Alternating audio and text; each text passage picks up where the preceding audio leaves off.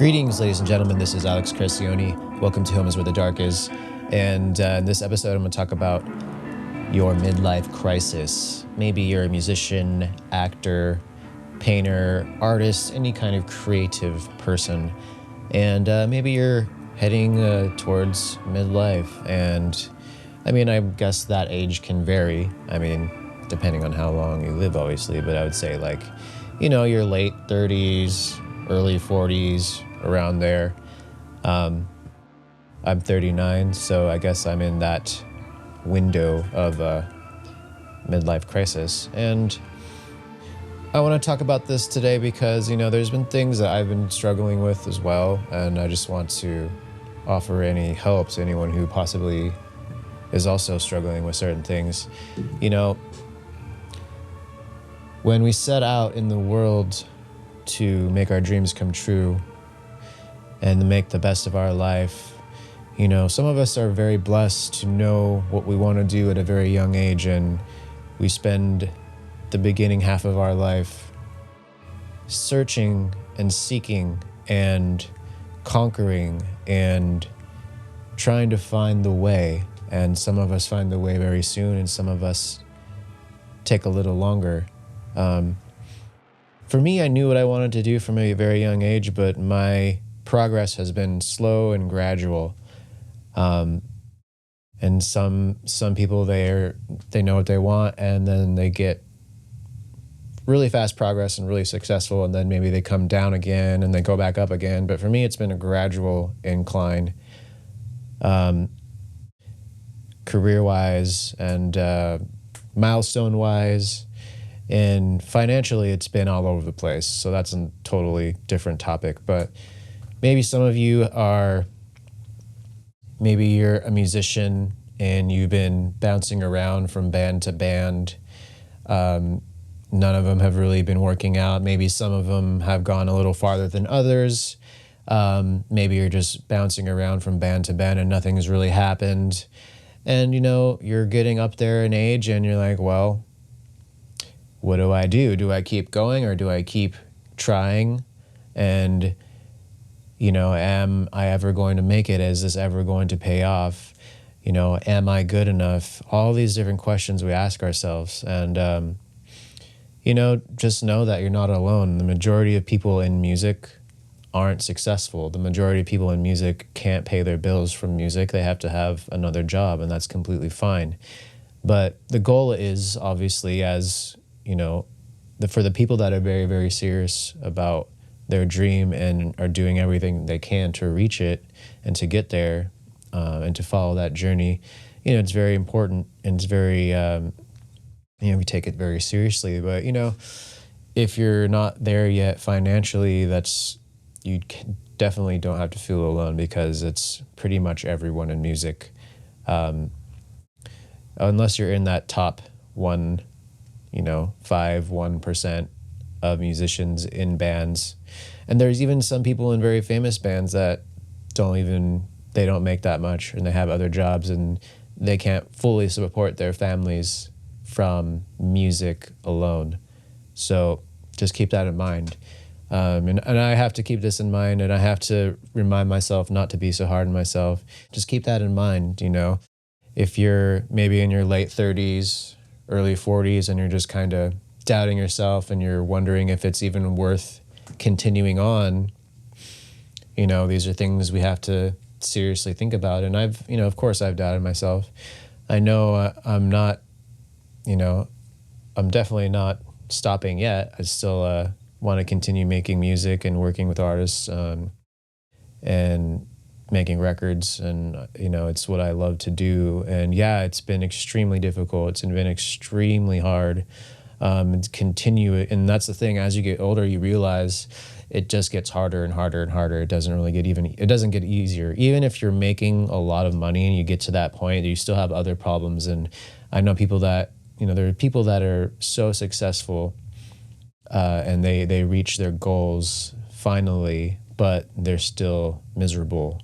And that could be for a plethora of reasons. But, if you're reaching your midlife and you're kind of stuck, or you're in a very dark place because maybe you're doubting yourself. Maybe you don't know if you have the strength to continue on without already having a little bit of success. These are things we all have to think about. And some people are born with the entrepreneurial spirit, because I feel like as a musician, if you're like trying to make it in a band, it's entrepreneurial. Like you're making your own money from your own company. Like a band is a company, so you're doing your own thing, and it's all completely on you. How much money you make is completely up to you, and how much work you put in. It's not like when you're at a 9 to 5, or you work for a company and you have your salary and you can't really, you make a certain amount unless you have like a commission type job or something. But most of us struggle very, very much in music with finance and all these things, unless, like I said, unless you're in that top 1%, whatever that might be. So yeah. I originally, when I started music, when I fell in love with guitar and heavy bands and heavy riffs and tones and trying all these different guitars, my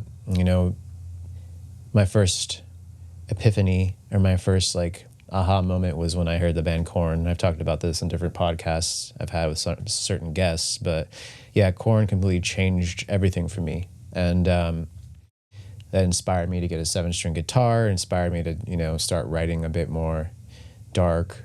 And it really got me down that rabbit hole of guitars and riffs and how much heavier can you go and how much heavier can it get. So that's what started it all for me. And that's what made me want to start playing in bands. And, I haven't told the story publicly before, but there was... I started a band around 2006-ish. I met this drummer, really, really, really talented drummer. His name was Dustin Purley. And we started a band together called Reciprocal, and it was technical death metal. And we found a guitarist. I play guitar. We found another guitarist. And then we found our singer. His name was Jacob Enfinger. He played in another local metal band in Los Angeles before that called Gatekeeper. And we formed this band called Reciprocal, and it was extremely technical death metal because that's what we're all into. I'm still very much into it, but we really, really went for it. We really went for it. And what happened was, you can still look it up you can see these articles on Blabbermouth, but we posted back in the very, very early days of YouTube, like super, super young YouTube, we posted this video of us playing one of our songs in our really tiny rehearsal room, and that's what got us signed to Unique Leader Records. And then we were dropped from the record label. We had planned to release the first album, and originally Michael Keane was going to record it. We went to his studio at the time. For those of you who don't know who that is, Michael Keane, he's the guitarist of another very successful technical death metal band called The Faceless. And this was before they got really big. I think this was around like their first album. But we spoke with Michael Keane about possibly doing our first album, and that fell through. So we ended up recording it with a friend of mine, Sammer. We recorded a lot of the drums at Mad Dog Studios. This place is gone, but that was in Burbank. And then we recorded the rest with my friend Sammer. He has a company called Seahorse Sound. So that was an interesting experience. But basically, like, the record came out, but it wasn't on Unique Leader, unfortunately. And this was like back in the day, when Unique Leader was like, they were just getting heat on them. This is when like Eric was still alive, like the founder of Unique Leader, founder of Deeds of Flesh as well. And we finished the record. It came out, but independently, it was not on Unique Leader Records. And you could still, I think it still might be on streaming. But then I ended up leaving the band, and then they continued they continued on for a little bit, like a couple years, and they did another record, and then the band dissolved. But that absolutely crushed me because, I chose to leave, but it wasn't working out for me the way I hoped, and I think it was in everyone's best interest. So I left. I won't get into the extreme details why I did, but I wanted to go a different direction with my career, and so we did play quite a few really sick shows. I really enjoyed it. We got to play with Dying Fetus, Origin, and then they went on to do some other shows after I left the band. But it was a major learning chapter in my life and my experience with metal and playing in a band, forming a band. And this was not the first band I had started, by the way. Maybe I'll get into that in another episode. But yeah,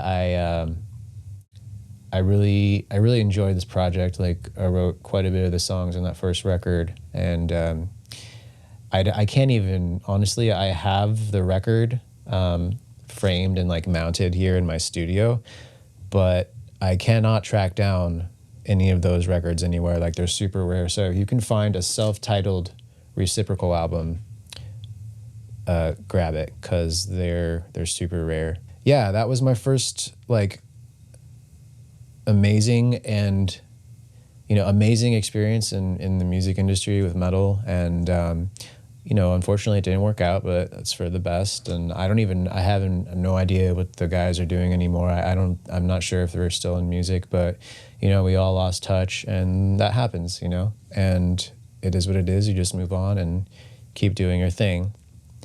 So if you're struggling in music right now, and maybe you've had some loss in your life, maybe your band broke up, or your career isn't going how you want it to for whatever reason, it's okay, because you can take the time to heal and to recharge and to plan your next move. And I know that some people after like maybe 45 years of trying to do music in the music industry, some people just get burnt out, and then they have families, and then they just stop completely. And that's okay. If that's what you want to do, and don't feel ashamed by it, don't feel defeated, because life changes, our priorities change, and family is the most important thing. And if you can't support your family pursuing your music career, then you have to do something else, and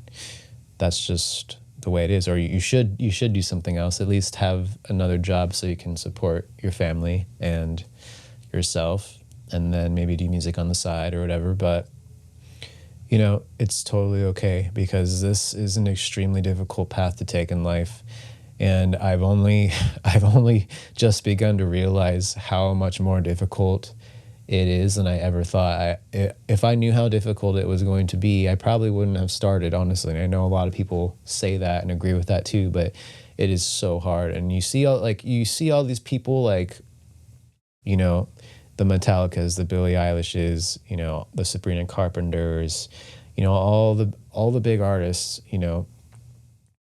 we see so much of this stuff on Instagram and TikTok, and it's all in our face all the time, and we're kind of conditioned to think like, this is the bar you have to meet. This is what you have to hit. And in a way it's true, because that's, your Taylor Swift is up here making, billions of dollars or whatever. But these are extremely, extremely rare situations and circumstances. And in no way am I saying that these artists have not busted their ass and worked so hard their entire life. I'm not saying that at all. What I'm saying is, there are still so many artists that are so talented and have busted their ass for 40 years and haven't gotten anywhere. Maybe they've seen a little bit of success, but nothing near the amount that they need to have a fruitful and prosperous life and be financially free. So don't be so hard on yourself. Keep going. If you're struggling and this is what you're meant to do, whatever facet of the music industry, if you're in love with it and you refuse to take no for an answer, And but that's the thing. You have to be willing to suffer for this. You really do. And, I personally have really suffered in the past few years, especially the past few months. Like I've really gone through a lot, and I'm still pushing, still here, still doing my thing, still, just got to master some music today for a client. So, I'm still so grateful, even though things have been crazy up and down. And there's been some times where I just honestly just want to give up. And I know a lot of you know what that feels like. But, I've dedicated my life to this, so I will push it as hard as I possibly can and go push through all the dark times. And that's what I'm doing right now. So if you're in the same situation, know you're not alone. Midlife crisis is real. Doubting yourself is normal. I think even the most successful people that you see, and you see their life and everything looks perfect, and they're putting all their highlights on Instagram and putting out this perfect picture of who they are and their success. I would say, yeah, maybe some of it's real. Some of it's true and authentic, and some of those people are truly happy, throughout their life. But you don't know what they're going through. Yeah, maybe it looks great. Maybe they have a lot of money. Maybe they're touring the world. Maybe they're making movies. Maybe they're making big records. But you really don't know what they're going through. So I know it's hard, but just try not to compare. Try not to compare yourself. And I struggle with this as well. So anyway, thank you so much for listening. If you'd like to reach out, ask a question, vent, send me a message, you can email me at stygiansound@gmail.com. If you'd like to book a consultation and get on a chat, Zoom call with me, you can do that on my website. You can also get in touch with me for worldwide mastering. I can work with anyone in the world. I'd love to hear your music. I'd love to help you for your new release. Most of you know I do mainly metal, hard rock, heavy metal, industrial, the heavy stuff, but I'm open to anything as long as it's great. And I know a lot of you are great. And thank you so much for listening and for keeping up with my podcast. And it really means a lot to me. So, bye.